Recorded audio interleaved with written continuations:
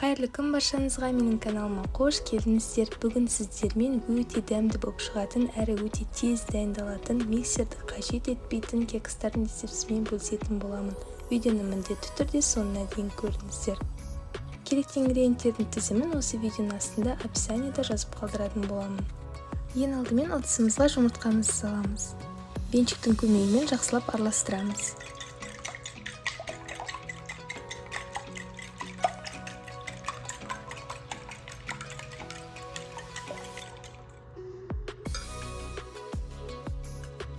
Сгущенкамызды құямыз. Тағы да жақсылап араластырамыз.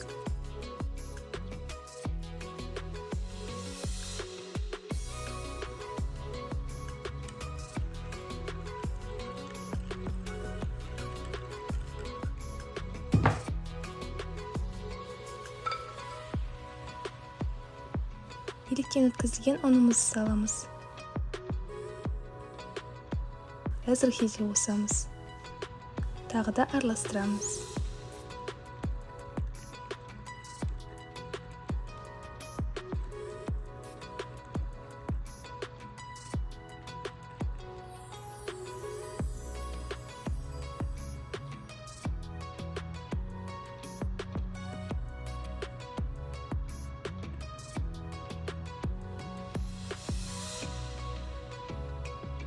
Мінекей бізде осындай қою масса дайын болды. Енді формочкаларымызға құятын боламыз.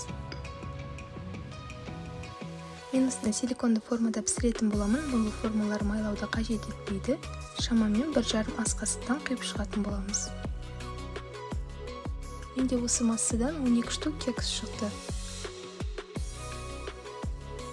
Кекстарымыздың бетін өз қалауыңыз бойынша әсемдесеңіздер де болады. Қатырылған жеміс-жидектер немесе жаңғақ, шоколад салып.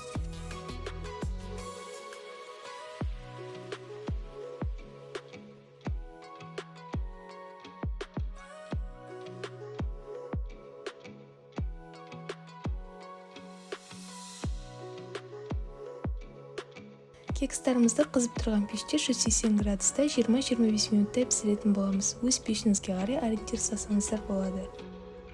Мінекей біздің кекстарымыз дайын болды. Өте дәмді болып шықты. Іші барлығы толықтай пісіп, жұмсақ болып, әрі дайындалуы өте тез. Сіздер де міндетті түрде дайындап көріңіздер. Ас болсын. Ал егер де сіздерге менің видеом ұнаса, лайк басып, комментарий жазуды ұмытпаңыздар.